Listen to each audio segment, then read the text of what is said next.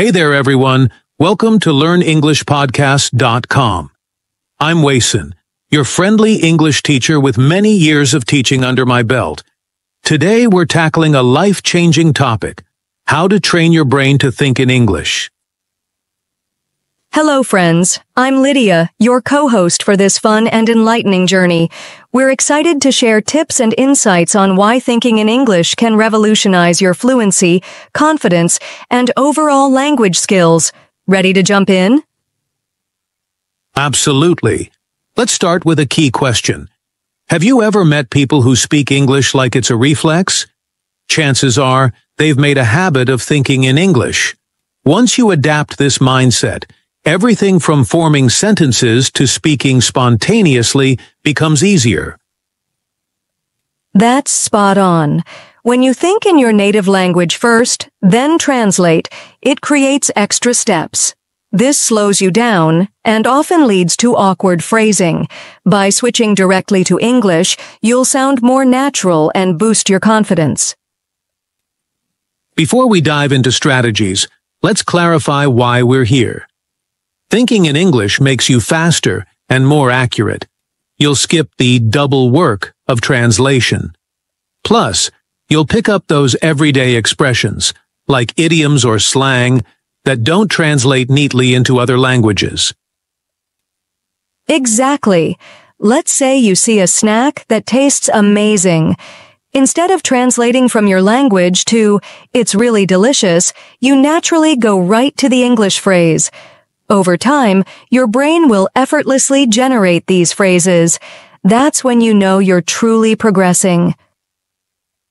I've noticed students become more perceptive of grammar patterns when they think in English.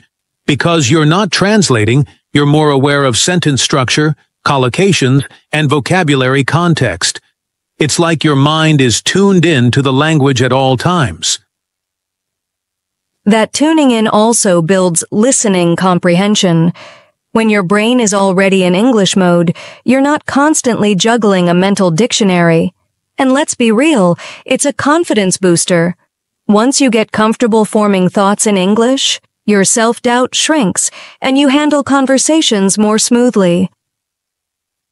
To sum it up, thinking in English speeds up your communication, helps you absorb natural phrasing, amplifies your listening skills, and skyrockets your confidence. It's a mental shift that paves the way to fluency. Up next, we'll tackle misconceptions that often discourage people from making this leap. Great idea, Wason.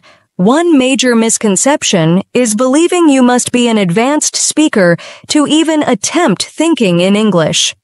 Many students say, "Oh, I'll wait until I have a huge vocabulary." But that's not necessary. Even beginners can start with simple words. Right. If you only know 20 English words, use them. Instead of thinking, "I'm so hungry" in your language, try, "I'm really hungry" in English. Maybe it feels weird, but it's the perfect way to build that crucial mental muscle. Another myth. You need to live in an English-speaking country. Sure, immersion can help, but you can create your own environment anywhere, thanks to technology. Watch English TV shows, listen to podcasts, label things at home in English. No need to fly across the ocean just to practice. Exactly. There's also this fear. If I think in English too much, I'll forget my mother tongue. That's like worrying you'll forget how to drive a car if you learn to ride a bike. Your brain can handle multiple languages. In fact, switching between them often strengthens your overall linguistic prowess. Another stumbling block is perfectionism. Some learners think their mental sentences must be 100% correct. But guess what? Nobody's inspecting your thoughts. Give yourself permission to fumble around and remember, mistakes are just stepping stones to progress. Couldn't have said it better myself. The last big misconception is thinking it's unnatural to switch your thoughts to English. Yes, it's a new habit, and new habits can feel forced at first. But trust me, it gets comfortable. Eventually, you'll be amazed by how effortless it becomes. All right, let's move on to the fun part. Actual techniques. Grab a pen, open a notes app, or engrave it in your memory. Whatever works, because these tips will be your secret weapons for thinking in English. And remember, you're listening to LearnEnglishPodcast.com for a reason. Amen to that. First up, let's talk labeling. Get sticky notes. Write down English words for items around your home. Table, chair, fridge. Stick them where they belong. Seeing those words daily teaches your mind to link the object with the English term instantly. Absolutely. Next, try narrating your day in English. When you wake up, think, "I'm getting out of bed," or "I'm making coffee." Keep it simple. This practice helps you describe everyday moments without pausing to translate. It's casual, but surprisingly effective. For a dash of creativity, have mini chats with yourself. Imagine you're talking to a friend or explaining something to an audience. If you notice a blue car, mentally say, "That car is bright blue, must be fresh out of a paint shop." Let your imagination run wild. I love that idea. And if you're ever stuck for words, build your vocabulary with flashcards or language apps. If you learn, say, the word fascinating, then think, "That documentary was fascinating." The more you recycle new words in your thoughts, the quicker they become part of your active vocabulary. Don't let them gather dust in your memory. Journaling in English is another fantastic method. Each evening, jot down a few lines about your day, what you did, how you felt, anything interesting that happened. It's like a double whammy. You practice thinking in English and also improve your writing. Plus, you get a personal record of your learning journey. Let's not forget immersing yourself in English media. Watch shows, listen to music, stream podcasts, or read short articles online. If you catch a phrase you like, ask yourself, "How would I use that?" Or, "How does that fit into a conversation?" This mental review cements your understanding.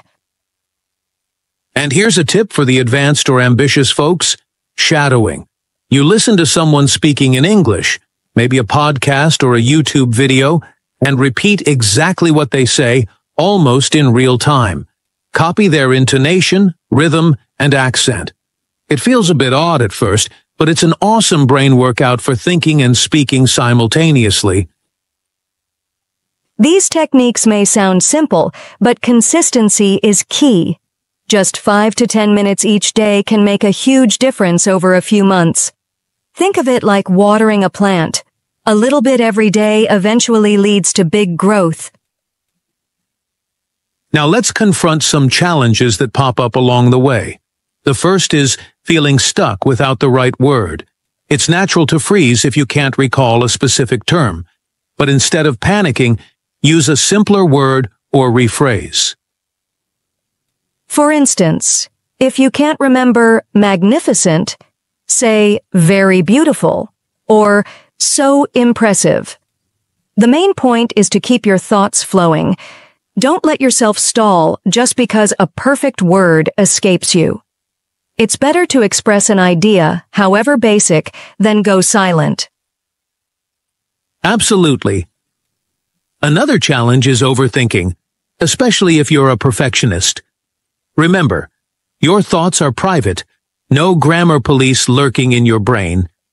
Give yourself the freedom to experiment.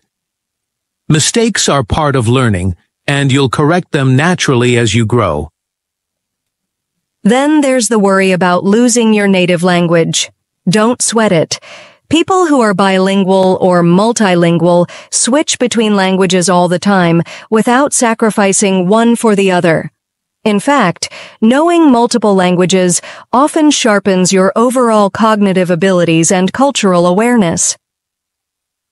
Time is another huge obstacle.